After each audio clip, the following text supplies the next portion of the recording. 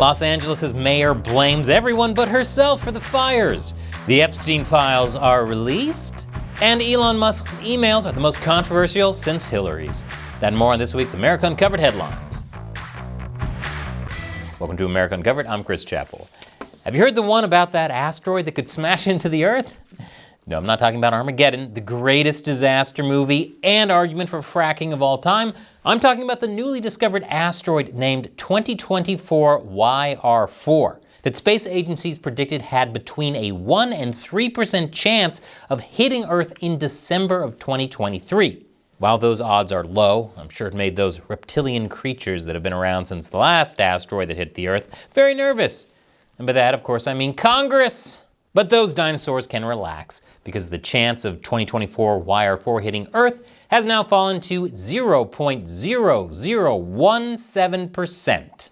I assume the asteroid saw all the drama on Earth and thought, yeah, I don't want any of that smoke. Speaking of flaming messes, the LA fires. An epic blame game has erupted over the situation, with Los Angeles Mayor Karen Bass blaming LA Fire Chief Kristen Crowley and firing her, citing her response to the wildfire. Bass says that 1,000 firefighters were sent home on Crowley's watch the day the fires broke out, and that Crowley refused to do an after-action report on the fires that would have been essential for investigations. And according to an investigation by the Los Angeles Times, it is true that top Los Angeles fire commanders decided not to assign for emergency deployment roughly 1,000 available firefighters and dozens of water-carrying engines in advance of the Palisades fire. Instead of ordering those 1,000 firefighters to stay on duty and work a second shift, they allowed them to go home, which of course doesn't mean they can't call them up and say, crap, we messed up, come back. But it takes longer. The after-action report thing, though, well, according to United Firefighters of Los Angeles President Freddie Escobar, that simply isn't true. He says he's outraged over the removal of Crowley and that, in our opinion, Chief Crowley is being made a scapegoat and she's being terminated for telling the truth. What was this truth that she's being terminated for? Well, a month before the fires began, Crowley warned that budget cuts could impact firefighters' response to a massive inferno. Which, yeah. The other quote-unquote truth she told? She pointed the finger at the people of Los Angeles and Mayor Bass. Did the city of Los Angeles fail you and your department and our city? Did they fail you? Yes. So while Bass insists that Crowley was fired for making bad decisions, the United Firefighters of LA president sees it as retaliation for what Crowley has said about the city of Los Angeles and Bass. Politician misrepresenting something to shift the blame? No. Crowley's appealing Bass's decision to fire her. Bass, for her part, has taken a lot of criticism for being in Ghana when the fires broke out, along with, the whole funding and dry fire hydrants thing. Her excuse for being in Ghana as her city burned? She wasn't made aware of the possibility of fires. I guess she doesn't watch the weather. We've got dry conditions. We've got the stronger winds. Of course, that brings critical fire weather to the region. Of course, the same could be said of the fire officials who didn't tell 1,000 firefighters they had to take a second shift. So, here we are. So while the Democrat mayor of one of the biggest cities in America is busy trying to shift the blame so that she can hopefully one day be reelected, the Democrat mayor of one of America's other biggest cities, New York, is busy closing the Roosevelt Hotel Migrant Center that has been targeted by Elon Musk and the Trump administration, right before seeking re-election later this year. I guess the theme for this year is mayoral careers crashing and burning, like a McDonald's in LA. Adams says he's closing the center because New York has handled the immigration issue so well, it's no longer needed. But some people think he's actually working with the Trump administration as a quid pro quo for the Justice Department dropping the corruption charges against him. So should Adams not win re-election, who will become the new mayor of New York City? Well, Democratic Congressman from New York, Richie Torres, is endorsing disgraced former Governor Andrew Cuomo, who hasn't entered the race, but is expected to join the field of primary challengers shortly. Torres is endorsing Cuomo because he says New York needs a tough guy to lead them, and America loves a comeback. Neat. But you know who people would love to see come back even more? All those grandparents who died thanks to Cuomo's COVID policies. Still waiting to see if we'll ever see any consequences for that. Unfortunately, we need Dragon Balls for something like that. But even that wouldn't work since the Eternal Dragon can't bring people back that died from natural causes. Yeah, I know my DB lore. Come at me in the comments. Apple announced it will spend more than $500 billion and create more than 20,000 jobs over the next 4 years, investing in manufacturing and AI in the United States. Hopefully part of that investment will go towards fixing an iPhone dictation bug that autocorrects the word racist to Trump. A silly, innocent, coincidental bug. So is Apple making this investment out of altruism, patriotism, or some other ism? Well, Trump claims Apple is doing this in response to his tariffs on China, from which Apple imports many of its products. Meanwhile, Apple says this is part of a larger, ongoing effort to diversify its supply chain away from China. And after the break, the White House versus the Associated Press. Welcome back. The White House is barring the Associated Press from presidential events over it using the term Gulf of Mexico instead of Gulf of America.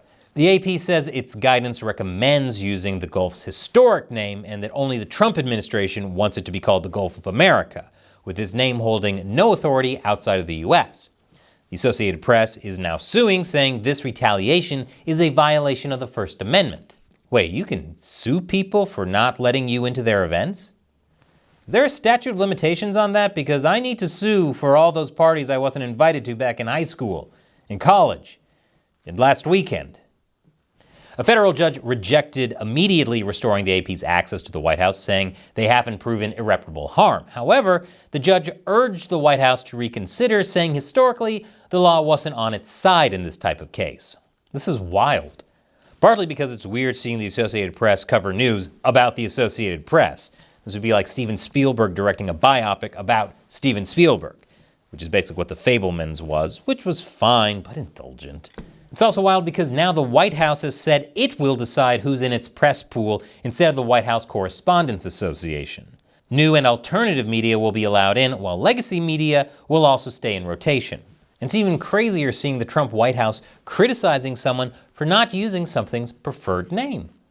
I guess you gotta nip these things in the bud, otherwise before you know it, the Associated Press is gonna be out here complaining about gulfs of whatever in women's sports and bathrooms. I can't imagine what they'd call Trump's vision for Gaza, based on this AI video he shared on Truth Social. Feast and dance, the deal is done. Trump Gaza, #1. Trump Gaza, shining bright. Golden future, a brand new light. Feast and dance, the deal is done. Trump Gaza, #1. That's bait. Speaking of embattled news organizations, MSNBC. As part of an overhaul to its programming, MSNBC has canceled Joy Reid's show, as well as shows hosted by 3 other left-leaning anchors. A decision which, perhaps predictably, Rachel Maddow criticized as Trump. Sorry, I meant racist. That darn Apple autocorrect. To be fair to Maddow, the 5 hosts whose shows were canceled were Joy Reid, Ayman Mohyeldin, Jonathan Capehart, Katie Phang, and Jose Diaz-Balart. So, you be the judge.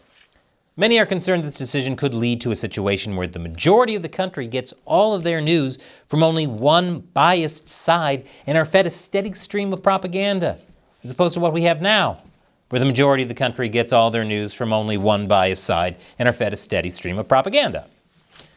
Earlier this week, Attorney General Pam Bondi said Jeffrey Epstein's client list was sitting on her desk waiting for review, causing everyone to wonder what the holdup was, and also if the released version would have so many redactions it feels like you're reading a barcode.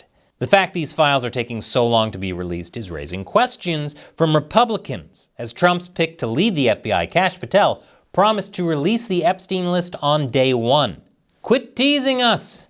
We don't want this circus with influencers walking out of the White House with binders full of nothing. We want a fair and speedy trial for all involved, followed by them getting shot into the sun. But Bondi announced she would indeed release new flight logs, along with names and other information.